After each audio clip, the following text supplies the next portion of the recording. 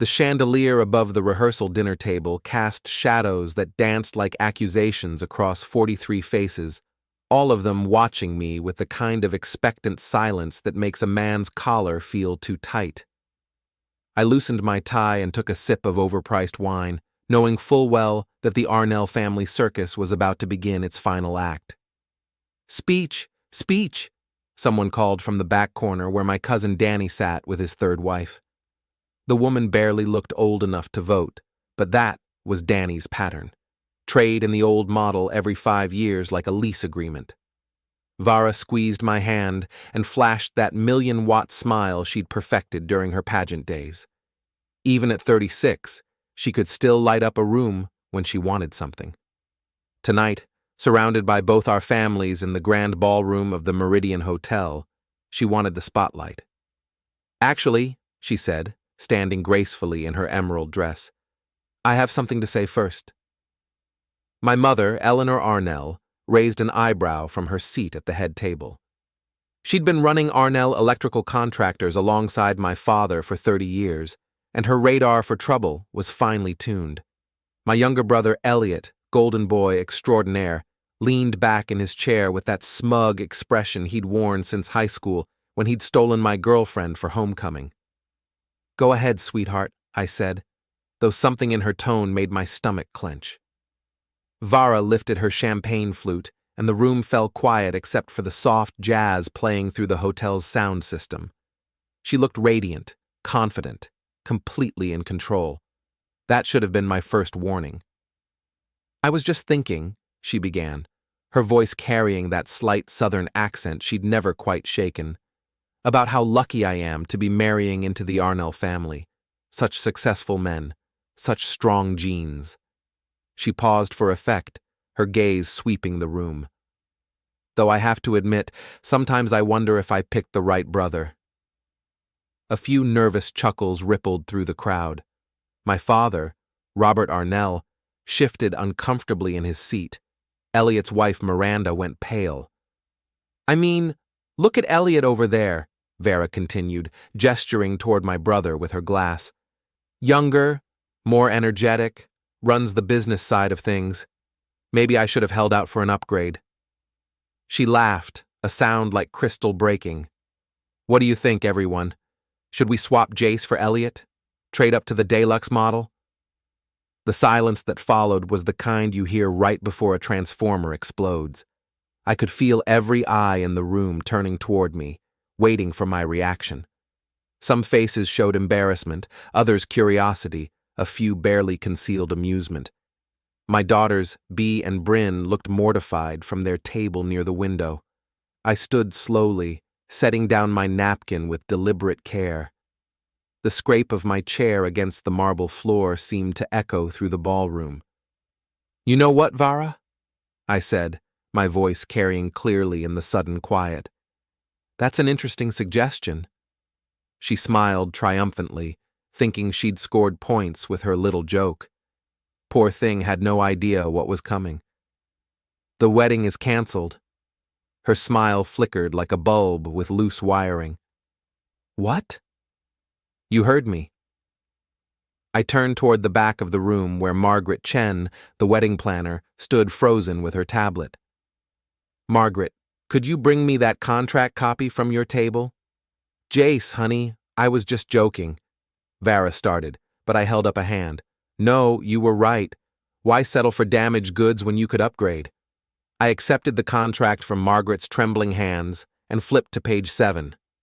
"Here we go. Cancellation clause, signed by me as the primary contract holder." I pulled out my pen and signed with a flourish. "There. Consider yourself upgraded to single status." The room erupted in shocked murmurs. Vara's mother, Patricia, half rose from her seat. "Now wait just a minute, young man. I'm also reclaiming the deposit," I continued, pulling out my phone. "Since the contract was in my name and the cancellation is due to breach of good faith by the other party." I tapped the screen a few times. "Done. Deposit transferred back to my account." "You can't do this." Vara's voice had gone shrill. "We have agreements." "We do indeed." I reached into my jacket and pulled out a folded document. The prenuptial agreement you signed 6 months ago. Notarized, witnessed, and very clear about what happens if this engagement is terminated for cause. Her father, William, stood up. This is ridiculous. You're overreacting to a harmless joke. Am I? I looked around the room. Funny thing about jokes, they're supposed to be funny. But you know what's actually hilarious? The fact that you think you can publicly humiliate a man and then expect him to smile and take it. My mother cleared her throat.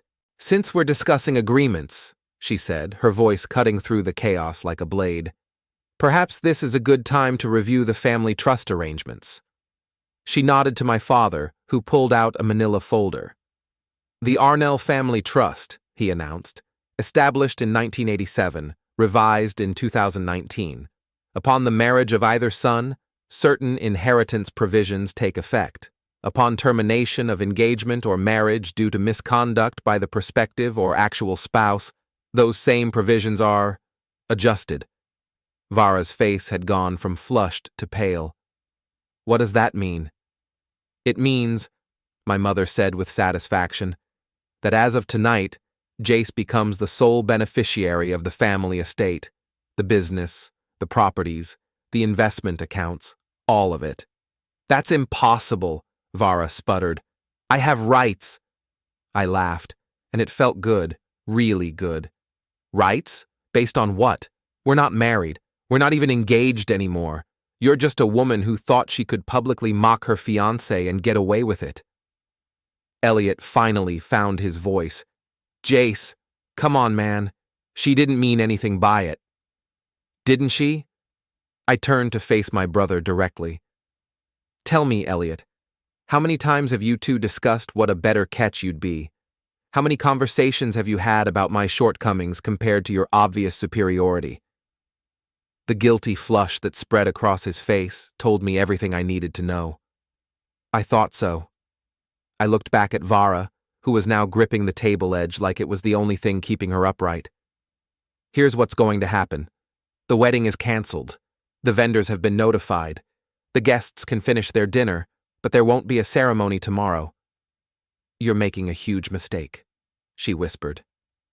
No, I said, buttoning my jacket.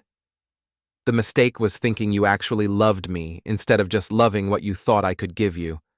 But don't worry, I'm sure Eliot will be happy to console you.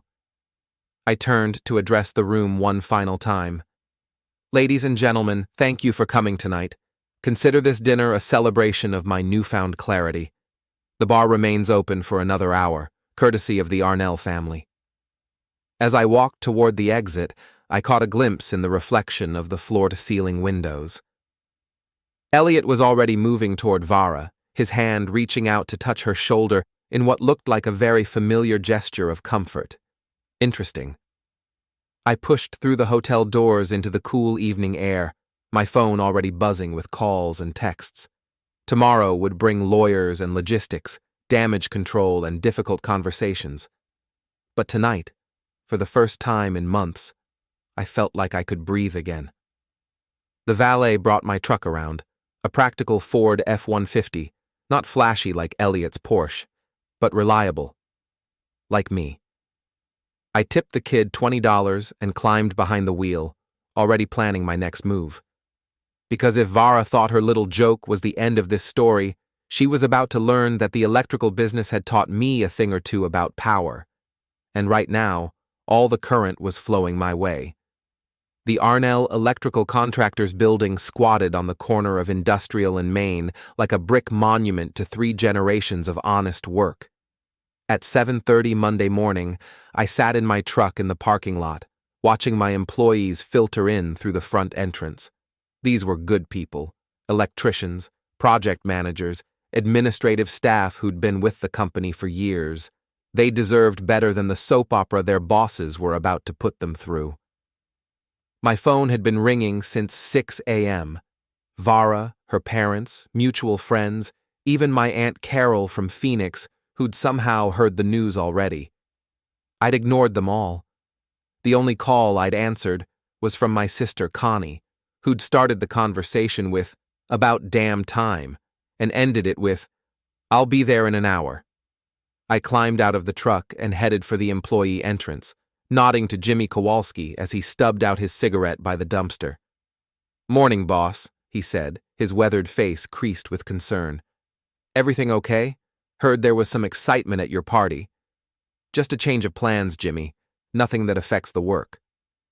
He nodded slowly. Jimmy had been with us for 15 years, long enough to know when to ask questions and when to mind his own business. "Well, if you need anything, I appreciate it."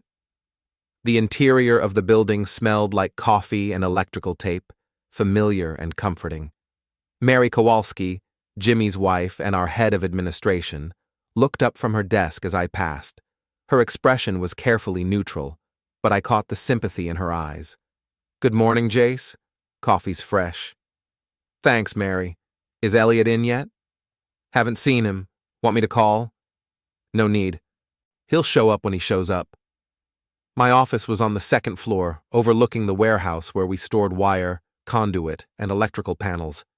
Through the window, I could see Carl Robertson directing the morning crew as they loaded trucks for the day's jobs. Carl had been with us since before I was born, starting as an apprentice under my grandfather. If anyone understood the real value of this company, it was him. I'd barely settled behind my desk when Connie knocked on the open door. "Permission to enter the war zone?" "Come on in." Connie Brennan was 2 years older than me and had inherited all the family stubbornness without any of the diplomacy. She'd married Tom Brennan, a financial planner, right out of college and spent the last 20 years building her own real estate empire. If I needed an ally in what was coming, she was the obvious choice. "So," she said, settling into the chair across from my desk, "want to tell me what really happened Saturday night?" I gave her the full story, from Vara's joke to my parents' trust announcement. Connie listened without interrupting, her expression growing darker with each detail. "That calculating witch," she said when I finished.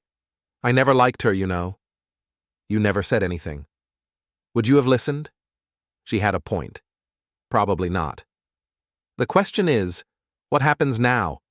Because if I know Vara, and unfortunately I do, she's not going to just slink away quietly."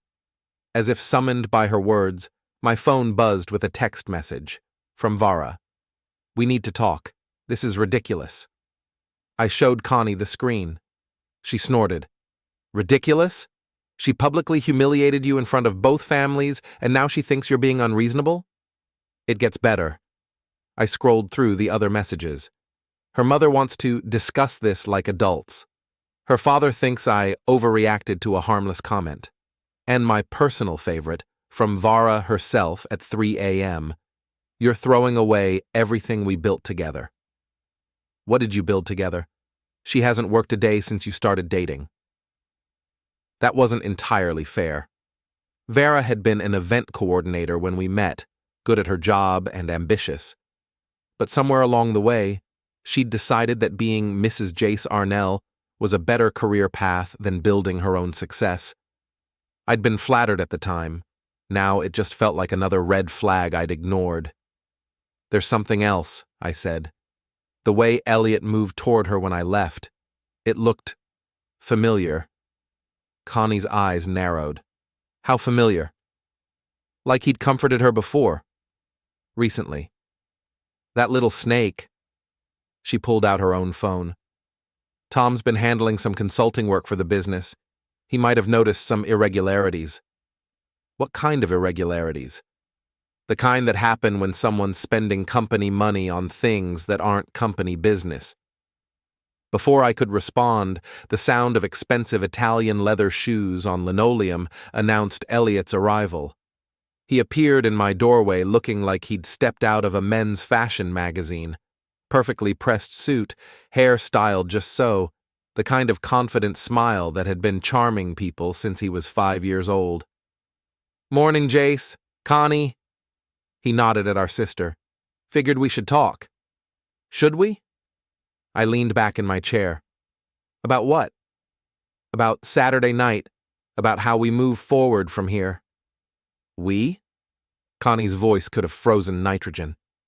Since when is Jace's personal life a we situation? Eliot's smile flickered. Since it affects the family business. Word gets around, Jace. Clients talk. We need to control the narrative. The narrative, I repeated. That's what you're worried about. Among other things. He stepped into the office uninvited and closed the door behind him. Look, I get it.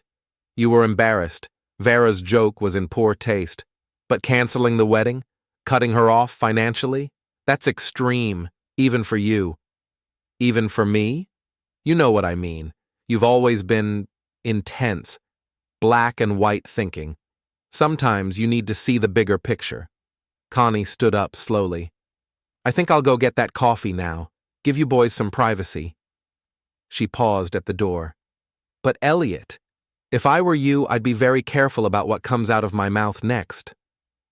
After she left, Eliot settled into the chair she'd vacated.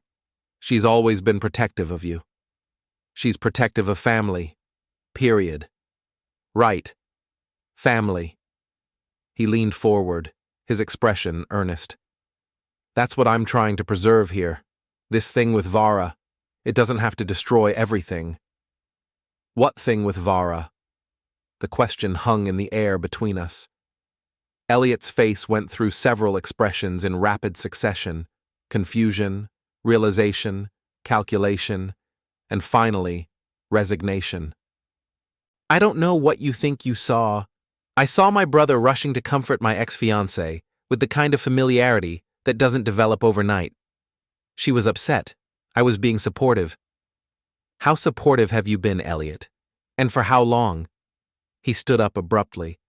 I don't have to listen to accusations. No, you don't. But you do have to live with the consequences of your choices. I opened my desk drawer and pulled out a folder. Funny thing about being the older brother, I pay attention to details, like expense reports, travel schedules, credit card statements. His face went pale. Jace. 3 trips to Chicago in the last 2 months.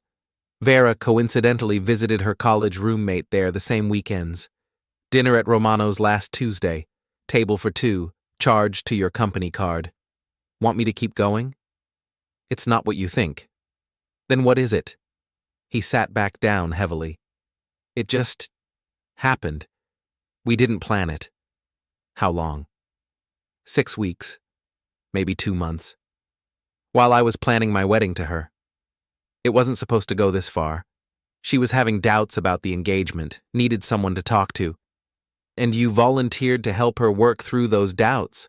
How noble. Jace, please. We can figure this out. I closed the folder and put it back in the drawer. You're right. We can. Here's how it works. You're going to transfer your company credit cards to Mary for review. All future expenses get pre-approved by me.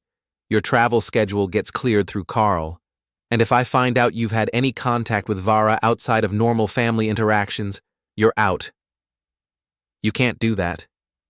Actually, I can. Dad made me majority partner last year, remember? Something about preparing for succession planning. The color drained from his face completely. You wouldn't. Try me. He stood up again, his hands clenched into fists. For a moment, I thought he might actually take a swing at me. Instead, he turned and walked to the door. This isn't over, Jace. Yeah, it is. After he left, I sat alone in my office, listening to the familiar sounds of the building coming to life around me. Phones ringing, trucks starting up, the distant hum of machinery. This was my world, built by my grandfather and father, sustained by honest work and fair dealing. And I'd be damned if I'd let anyone take it away from me. My phone buzzed again, another text from Vara. Please call me. I can explain everything. I deleted the message without reading it twice. Some explanations weren't worth hearing. Outside my window, I watched Carl loading copper wire into one of our service trucks. He looked up and caught my eye, raising a hand in greeting. I waved back, thinking about loyalty and trust and the difference between family and relatives. Then I picked up my phone and started making calls. If Vara and Eliot thought they could play games with my life, they were about to learn that I'd been working with high voltage a lot longer than they'd been working each other. Time to see how they handled a little shock therapy. By Wednesday morning, the gossip network in our social circle was running at full capacity. Beth Morrison, Vara's best friend and the unofficial town crier, had been busy spreading her version of events to anyone with ears and a coffee cup. According to the 3 voicemails she'd left me, I was a controlling, vindictive man who couldn't handle a little harmless teasing. I was reviewing the week's job schedules when Mary knocked on my office door. "Sorry to bother you, but there's a problem at the house." "What kind of problem?" "Movers and your daughters." I was out of the building in under 2 minutes. The scene at my house looked like something from a disaster movie. A massive moving truck sat in my driveway, and men in blue uniforms were carrying my furniture out the front door. My neighbors, the Hendersons, stood on their porch watching the show with undisguised fascination. I parked behind the truck and climbed out, my anger building with each step. Vara stood near the front door, directing traffic like she owned the place, which technically she didn't. The house was in my name, had been since before we met. "What the hell is this?" She turned, and I saw she'd been crying. Her makeup was smudged, her usually perfect hair pulled back in a messy ponytail. "I'm getting my things." "Your things?" I looked at the couch being loaded into the truck. "That's my couch. We picked it out together. I paid for it. Jace, please, can we not do this in front of everyone?" I looked around. The movers had stopped working to watch our confrontation. Mrs. Henderson was probably taking notes for her bridge club. This was exactly the kind of public spectacle I'd been trying to avoid. "You're right. Let's not do this here." I pulled out my phone and called the police non-emergency number. "I'd like to report a theft in progress." "You wouldn't." "Watch me." I gave the dispatcher my address and described the situation. "Yes, I'll wait for an officer." Vara's face went through several shades of red. "Fine, but I'm taking what's mine." "Great. That would be your clothes, your jewelry, and your car. Everything else stays." "What about the girls' things?" That stopped me cold. "What about them?" "They're staying with me temporarily, just until this gets sorted out." "Like hell they are." "They chose to come with me, Jace. I didn't force them." My phone rang. B's number. "Dad?" My 15-year-old daughter's voice was small, uncertain. "Are you really canceling the wedding?" "Where are you, honey?" "At Uncle Eliot's. Mom brought us here after school yesterday. She said you needed some time to cool down." Uncle Eliot's. Of course. "I'm coming to get you." "Dad, wait. Maybe we should talk first." Mom explained what happened and... "What did she tell you?" "That you overreacted to a joke, that you're being mean about money and trying to punish her for something that wasn't her fault." I closed my eyes, feeling a headache building behind my temples. "B, I need you and your sister to pack your things. I'll be there in 20 minutes. "But Mom said..." "I don't care what Mom said. You're coming home." The line went quiet for a moment, then, "Okay, Dad." I hung up and turned back to Vara. "Call off the movers. Now." "I can't do that." "Then I'll do it for you." I walked over to the truck driver, a heavy-set man with kind eyes who looked like he'd rather be anywhere else. "I'm sorry, but there's been a misunderstanding. This woman doesn't have authority to remove items from this house." He looked between us uncertainly. "She said she was your wife." "She's not, and she never will be." A police cruiser pulled into the driveway and Officer Janet Mills climbed out. I'd known Janet since high school. She'd married my friend Dave and had 2 kids of her own. "Afternoon, Jace. Having some domestic troubles?" "Someone's removing my property without permission." Janet looked at the moving truck, then at Vara, then back at me. "Ma'am, do you have documentation showing ownership of these items?" "We were engaged. We bought these things together." But the house is in his name? Yes, but then I'm afraid you'll need to sort this out through civil court. Gentlemen, she addressed the movers, I'm going to need you to return everything to the house until this gets resolved legally. Vara's composure finally cracked. This is insane. I lived here for 2 years. These are my things. Actually, I said quietly, you lived here for 8 months, and you contributed exactly $0 to any purchase, including groceries. Janet raised an eyebrow. Ma'am, I think you should probably call a lawyer. It took another hour to get everything moved back inside. Vara stood on the sidewalk the entire time, alternating between tears and rage. When the truck finally pulled away, she walked over to where I was standing by my front door. You're destroying everything good between us. There wasn't anything good to destroy. That's not true. We had plans, dreams. You had plans. I had delusions. She stepped closer, and I caught a whiff of her perfume, something expensive I'd bought her for Christmas. Jace, please, I made a mistake. Can't we work through this? The way you worked through your doubts with my brother? Her face went white. What are you talking about? Chicago, Romano's, the Marriott downtown. Should I keep going? I don't know what you think you know. I know enough. She stared at me for a long moment, and I saw the exact second she realized the game was over. Her shoulders sagged, and when she spoke again, her voice was barely above a whisper. It wasn't supposed to happen. But it did. Yes. How long? Since March. March. 3 months of lies. 3 months of planning a wedding to a woman who was sleeping with my brother. I felt something cold and hard settle in my chest. Get off my property, Vara. Jace, get off my property. She walked to her car, a BMW I'd helped her buy, and sat behind the wheel for several minutes before starting the engine. As she pulled away, I saw her phone pressed to her ear, calling Eliot, probably, or her mother, or Beth Morrison to start working on the next version of the story. I went inside and surveyed the damage.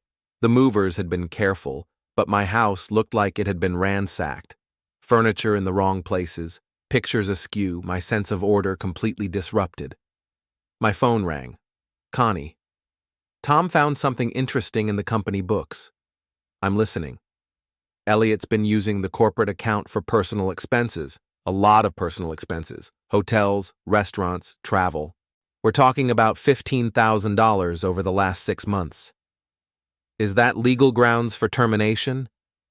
It's legal grounds for prosecution if you want to push it that far. I thought about that while I straightened my living room. Prosecution meant lawyers, court dates, publicity. It meant airing our family's dirty laundry for the whole town to see. On the other hand, it meant consequences. Let me think about it.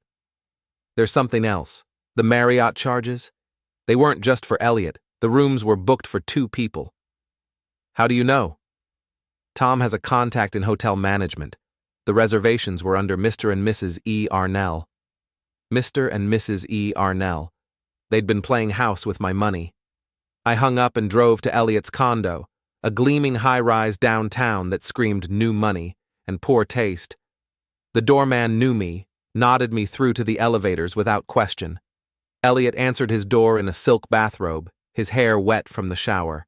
Behind him, I could hear voices, my daughters talking to someone in the kitchen. Jace, I wasn't expecting you. I'm here for my daughters. Of course, but maybe we should talk first, clear the air. The air's plenty clear. I pushed past him into the apartment. It was exactly what I'd expected. Leather furniture, abstract art, a view of the river that probably cost him an extra $100,000.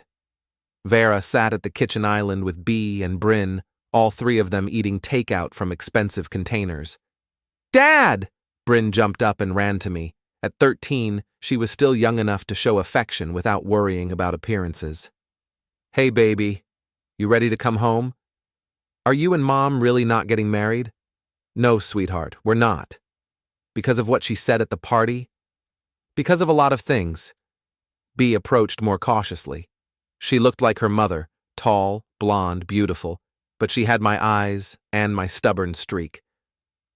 Mom says you're being unreasonable. What do you think? She considered that for a moment. I think grown-ups make everything more complicated than it needs to be. You're probably right about that. Vara stood up slowly. Jace, the girls are comfortable here.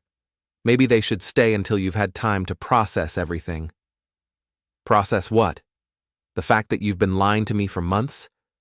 The fact that you're sleeping with my brother? What exactly am I supposed to process? Dad, B said quietly, maybe we should go.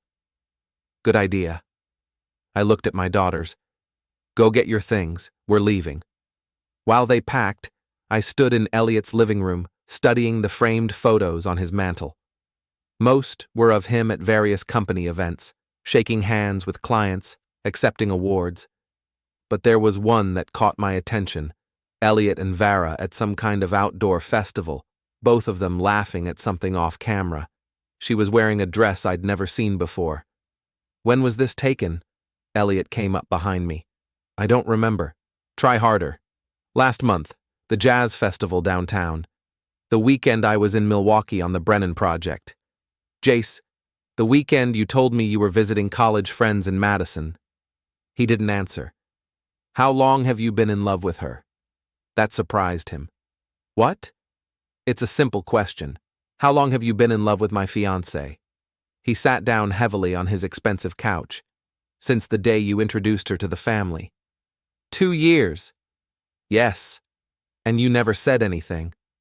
What was I supposed to say?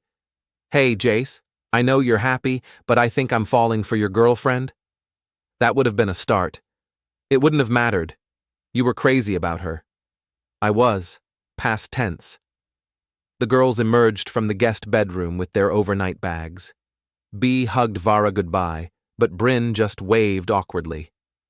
We'll talk soon, Vara called as we headed for the door. No, I said without turning around. We won't. In the elevator, B asked the question I'd been dreading. Are you and Uncle Eliot going to be okay? I don't know, honey. Probably not. Because of Mom? Because of choices, his and hers. What about our choices? I looked down at my younger daughter, surprised by the maturity in her voice. What do you mean? Bryn and I talked about it. We want to stay with you. Not because we don't love Mom, but because what she did was wrong. You don't have to choose sides. Yes, we do, B said firmly. And we choose you. As we drove home through the familiar streets of our neighborhood, I felt something I hadn't experienced since Saturday night. Hope. Not for reconciliation or forgiveness, but for the future. For the possibility that some things, the important things, might survive this mess intact. My phone buzzed with a text from an unknown number. This isn't over. You'll regret this. I showed it to B, who rolled her eyes. Mom got a new phone. She's been sending dramatic messages all day. What kind of messages? The kind that make me embarrassed to be related to her. I deleted the text without responding. Vara was right about one thing. This wasn't over. But if she thought I was going to regret standing up for myself, she was about to learn just how wrong she could be. The Riverside Country Club's annual charity gala was the kind of event where reputations were made and destroyed over cocktails and small talk. Every year, the same crowd gathered in the same ballroom to write the same checks and gossip about the same scandals. This year, thanks to my canceled wedding, I was the main attraction. I hadn't planned to attend. The tickets were expensive, the company was pretentious, and I had better things to do with my Saturday evening. But Connie had convinced me that hiding would only fuel more speculation. You need to show your face, she'd argued. Let people see that you're fine, that you're moving on. Otherwise, Vara controls the narrative. So here I was, wearing my best suit and a smile that felt like it was held on with electrical tape, watching 300 of my closest acquaintances pretend they weren't staring at me. Jace! Patricia Summers, the event chairwoman, descended on me like a hawk spotting prey. I'm so glad you decided to come. How are you holding up? I'm doing well, Patricia. Thank you for asking. Such a shame about the wedding. Vara seemed so excited about it. Yes, well, sometimes things don't work out as planned. Of course. These things happen. She leaned closer, lowering her voice conspiratorially. Between you and me, I always thought she was a little ambitious, if you know what I mean. I knew exactly what she meant, and I also knew that Patricia would be sharing this conversation with half the room before the salad course was served. Excuse me, I said. I should find my table. I'd been seated at table 12, strategically positioned near the back of the room, but with a clear view of the stage. My dinner companions included Carl Robertson and his wife Linda, Dr. James Chen and his partner Michael, and surprisingly, Detective Lisa Engstrom and her husband Mark. Didn't expect to see you here, Lisa said as I took my seat. Didn't expect to be here, but Connie thought it would be good for me to get out. Connie's smart. How are you doing? Really? Lisa had been 2 years behind me in high school, but we'd reconnected when she'd investigated a break-in at one of our job sites. She was direct, honest, and had no patience for nonsense. Qualities I appreciated more now than ever. I'm okay. Taking it one day at a time. Good. And if you need anything, professionally or personally, you know how to reach me. The lights dimmed as the evening's program began. Patricia took the stage to welcome everyone and introduce the guest speaker, a local businessman who'd built a chain of successful restaurants. I was only half listening when I noticed a commotion near the entrance. Vara had arrived. She looked stunning, as always, in a black dress that probably cost more than most people made in a month. But it wasn't her appearance that caught my attention. It was her escort. Eliot walked beside her, his hand resting possessively on the small of her back. They moved through the room like they owned it, stopping to chat with friends and acquaintances, accepting condolences and congratulations with equal grace. Well, Carl muttered, that's interesting. That's one word for it, I replied. They were seated at table 3, close to the front, where everyone could see them. The message was clear. They weren't hiding anymore. In fact, they seemed to be celebrating. Jace. Lisa's voice was quiet but firm. Don't do anything stupid. I'm not planning to. Good. Because whatever you're thinking right now, it's not worth it. She was right, of course, but watching my ex-fiancé and my brother play happy couple in front of 300 people made my teeth ache. The dinner portion of the evening passed without incident. I made small talk with my tablemates, smiled at the right moments, and managed to avoid looking toward table 3 more than absolutely necessary. But during the auction portion of the program, my patience finally ran out. Patricia was auctioning off a weekend getaway to a luxury resort in Napa Valley. The bidding had started at $5,000 and was climbing steadily. At $8,000, Eliot raised his paddle. $8,000 from table 3, Patricia called out cheerfully. $10,000, I said, raising my own paddle. The room went quiet. Patricia's smile faltered for just a moment before she recovered her composure. $10,000 from table 12. Do I hear 11? Eliot turned in his seat to look at me, his face flushed. He raised his paddle again. 12,000. 15,000. 20,000. 25,000. The bidding continued, escalating far beyond the reasonable value of the prize. The crowd was riveted, sensing drama but not quite understanding its source. At $40,000, Eliot finally lowered his paddle, his face dark with anger. 40,000 going once, going twice, sold to the gentleman at table 12. The applause was polite but confused. I'd just paid $40,000 for a weekend trip worth maybe $8,000, and everyone in the room knew it. Congratulations, Patricia said, as I approached the stage to complete the transaction. That's quite generous of you. It's for a good cause. As I returned to my seat, I felt the weight of 300 pairs of eyes following my movement. Mission accomplished. I'd definitely shifted the narrative. But I wasn't done yet. During the coffee and dessert service, I excused myself and walked over to table 3. Vara looked up as I approached, her expression carefully neutral. Hello, Vara. Eliot. Jace. My brother's voice was tight. Congratulations on your purchase. Thank you. I thought you might enjoy hearing about my plans for it. I'm sure we're both fascinated, Vara said dryly. I'm donating it back to the charity for next year's auction. Seemed like the right thing to do. That got their attention. Eliot's face went from red to purple. You spent $40,000 just to make a point? What point would that be? That you're willing to waste money out of spite. Actually, I think the point is that I can afford to waste $40,000. Can you?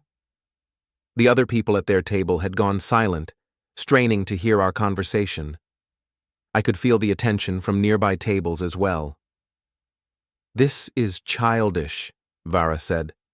You're right, it is. Almost as childish as bringing your new boyfriend to a public event 3 days after your engagement ended. Eliot isn't my boyfriend. What is he then? She opened her mouth to respond, then seemed to think better of it. Eliot put his hand on her arm, a gesture that answered my question more clearly than words. We should go, he said. Good idea, I agreed. Enjoy the rest of your evening. I walked away before either of them could respond, feeling lighter than I had in weeks. It was petty, it was expensive, and it was probably the most satisfying $40,000 I'd ever spent. Lisa was waiting for me when I returned to my table. Feel better? Much.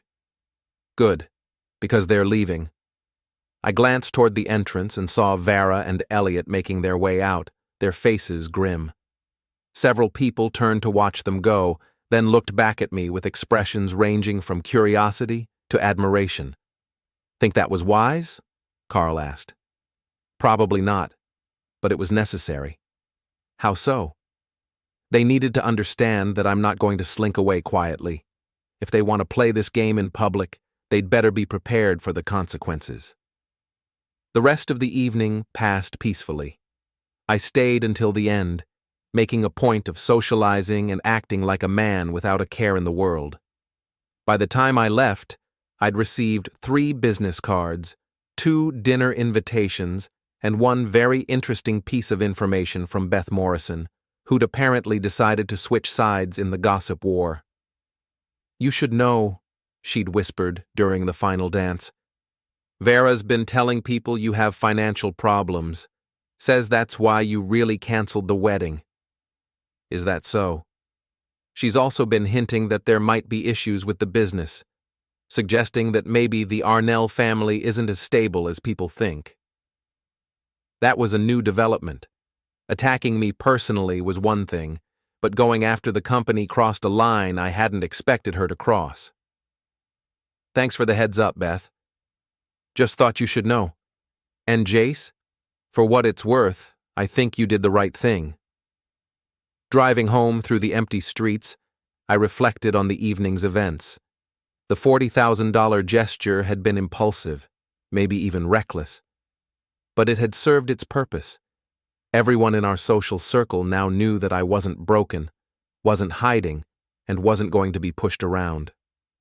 More importantly, they'd seen Vara and Eliot together, seen the way they looked at each other, the way they moved as a couple. The gossip mill would be working overtime for the next week, and for once, it wouldn't be focused on my shortcomings. My phone buzzed as I pulled into my driveway. A text from an unknown number. Enjoy your little show tonight, but this isn't over, not by a long shot. I deleted the message and went inside to check on my daughters. They were both asleep. Bea with a book still open on her chest, Bryn curled up with the stuffed elephant she'd had since she was 5. Looking at them, I felt the weight of responsibility settle on my shoulders. This wasn't just about me anymore, wasn't just about my wounded pride or my need for justice. These girls were watching, learning what it meant to stand up for yourself, what it cost to do the right thing even when it was difficult. I turned off their lights and went to my own room, already planning my next move. Vara thought she could spread lies about my business, about my financial stability. She was about to learn that some fights were more dangerous than others, and this one was just getting started. The call came at 6 a.m. on Tuesday morning, jolting me out of the first decent sleep I'd had in weeks. The voice on the other end was frantic, barely coherent. "Mr. Arnell? This is Janet from Riverside Elementary. We have a situation with your daughters." I was out of bed and reaching for my clothes before she finished the sentence. "What kind of situation?" "They're fine, they're safe. But there was an incident this morning. Someone tried to pick them up, claiming to be authorized by you." "Who?" "A woman. She had identification, said she was their stepmother. When the office staff questioned her, she became agitated." "Vara. I'll be right there." I threw on yesterday's clothes and drove to the school with my hazard lights flashing. The principal, Mrs. Rodriguez, met me in the office where Bea and Bryn sat looking shaken but defiant. "Dad!" Bryn ran to me, and I could feel her trembling as I hugged her. "Are you okay, both of you?" "We're fine," Bea said, but her voice was tight. "She scared some of the younger kids, though." Mrs. Rodriguez gestured toward her office. "Could we speak privately for a moment?" "The woman arrived around 7:30, she explained once we were alone. "She had a driver's license, knew the girls' names and personal information, claimed you'd sent her to pick them up for a family emergency." "What did you do?" "We followed protocol. Asked for written authorization, tried to call you. When we couldn't reach you immediately, we told her the girls would have to stay until we could confirm. That's when she became hostile." "Hostile how?" "Yelling, demanding to speak to the superintendent, threatening to call her lawyer. She accused us of kidnapping, said she'd have our jobs." "Where is she now?" "Gone. But Mr. Arnell, I need to ask, is this woman actually related to your daughters?" "She was going to be their stepmother. The engagement ended last week." Mrs. Rodriguez nodded grimly. "I'll need you to update the authorized pickup list, and I'd recommend filing a police report." I called Lisa Engstrom from the school parking lot. She arrived within 20 minutes, took statements from the girls and school staff, and promised to follow up with Vara directly. "This is harassment," she told me as we watched Bea and Bryn climb into my truck. "Possibly attempted kidnapping depending on her intent." "What can you do about it?" "Talk to her first. Make it clear that any further contact with the girls needs to go through you. If she doesn't listen..." She shrugged. "We have options." I drove the girls to school, then headed to the office with my jaw clenched and my hands shaking from adrenaline. The idea of Vara trying to take my daughters, using their mother's absence to manipulate the situation, made me angrier than anything she'd done so far. Connie was waiting for me with Tom and a stack of papers that looked ominous. "We need to talk," she said without preamble. "About?" "About the fact that your ex-fiancé has been calling our clients." That stopped me cold. "What?" Tom spread the papers across my desk. "Phone records. We had the IT department pull them after 3 clients called asking about the company's financial difficulties." "She called our clients?" 16 of them, over the last 4 days. Asking questions about payment schedules, hinting that there might be problems with project completion, suggesting they might want to consider alternative contractors. I stared at the phone records, trying to process what I was seeing. This wasn't just personal anymore. She was actively trying to destroy my business. "Any actual damage?" 2 clients have requested meetings to discuss their concerns. The Morrison account is considering pulling out of the strip mall project entirely. That's a $250,000 job. "I know." My phone rang. Mary's voice was strained. "Jace, you need to get down here, now." I found a crowd gathered in the parking lot. employees and passers-by alike staring at something spray-painted across the side of our building. In red letters 3 feet tall, someone had written, "Arnell Electrical broke and broken." "Security cameras?" I asked Carl, who was standing nearby with a grim expression. "Disabled. Someone knew exactly where they were and how to avoid them." "When did this happen?" "Sometime between midnight and 6 a.m. Jimmy found it when he came in early." I walked closer to examine the graffiti. The letters were neat, evenly spaced, clearly done by someone who'd taken their time. This wasn't random vandalism. It was a calculated attack. "Boss?" Jimmy approached cautiously. "Want me to get some paint? Cover it up?" "Not yet. I want pictures first. Evidence." I called Lisa again, then spent the next hour documenting everything while she took statements and collected what evidence she could find. The crowd gradually dispersed, but I could see people taking photos with their phones, sharing the image on social media. By noon, the story was everywhere.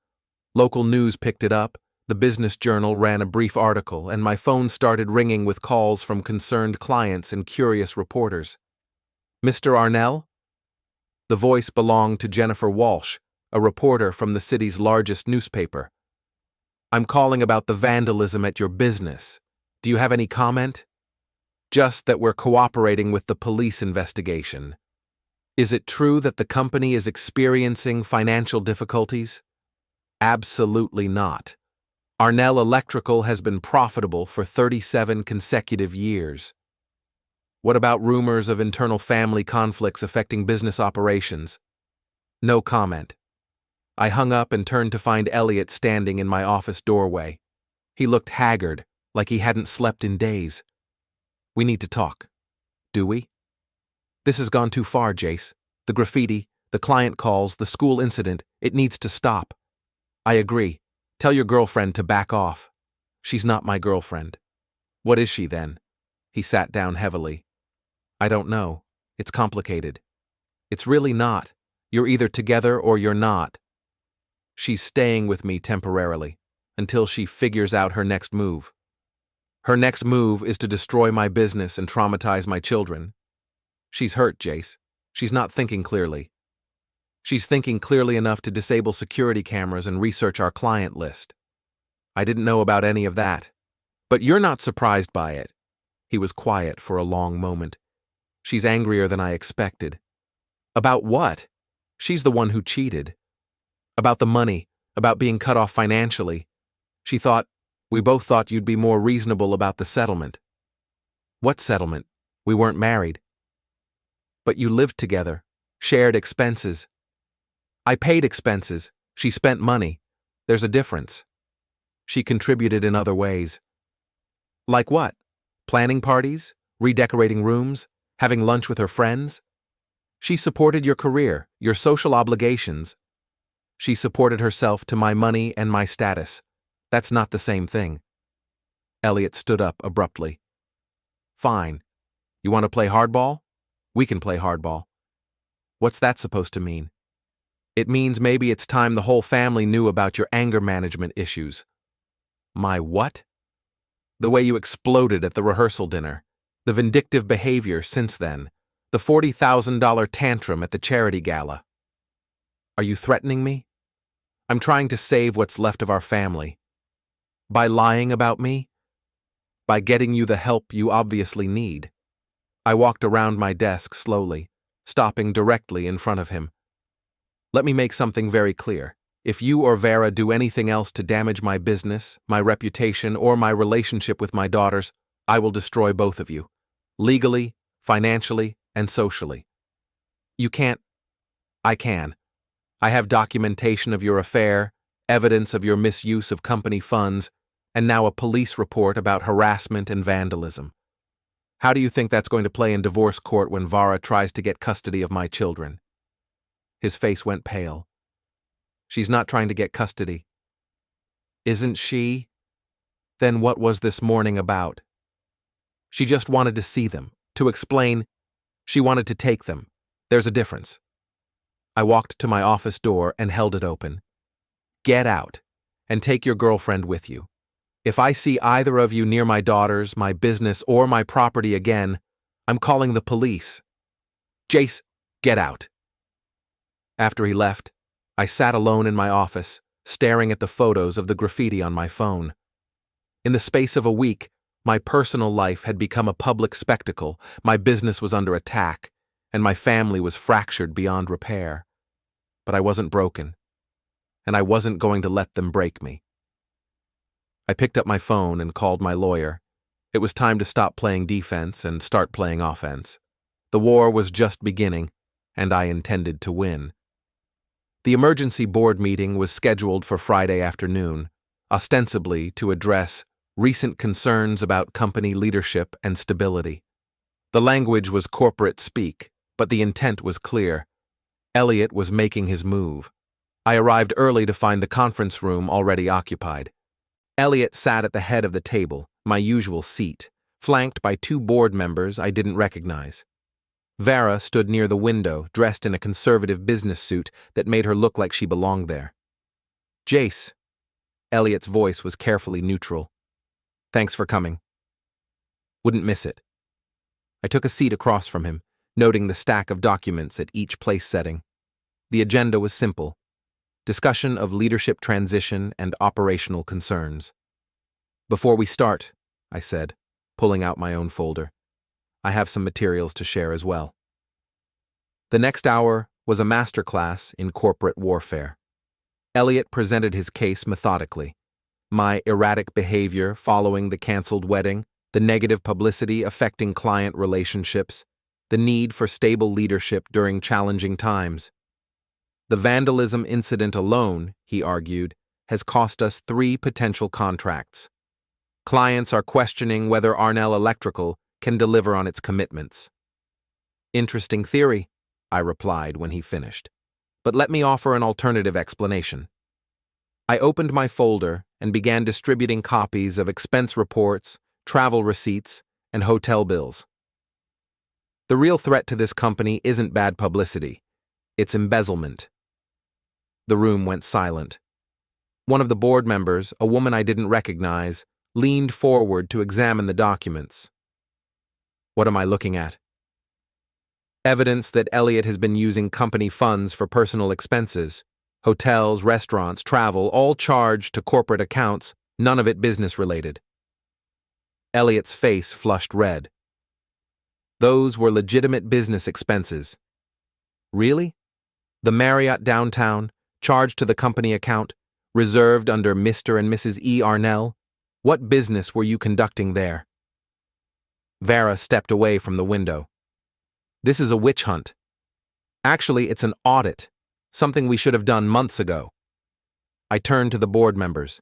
"The total amount of unauthorized expenses is just over $37,000, all of it documented, all of it verifiable." "That's a serious accusation," the woman said. "It's a serious crime," I replied.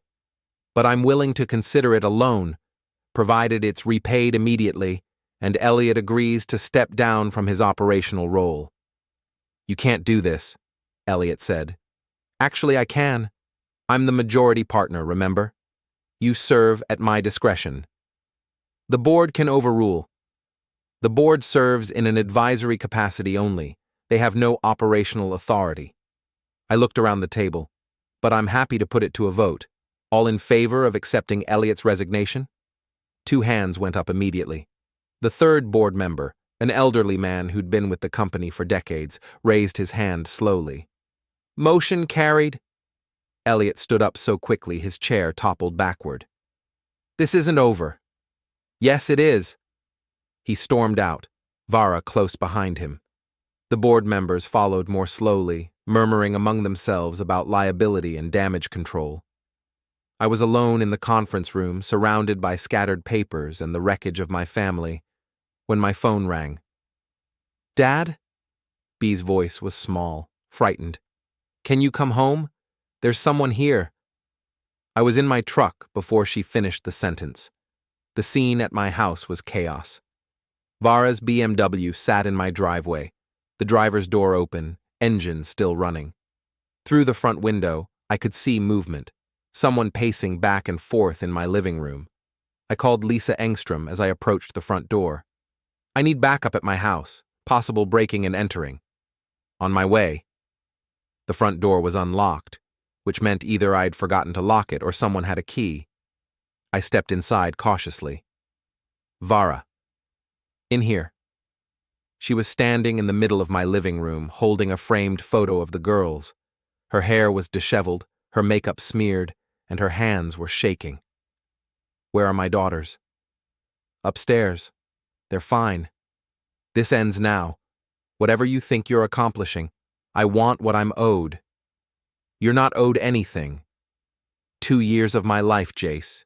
2 years of supporting you, building a life together, planning a future. That has to be worth something. You supported yourself to my money.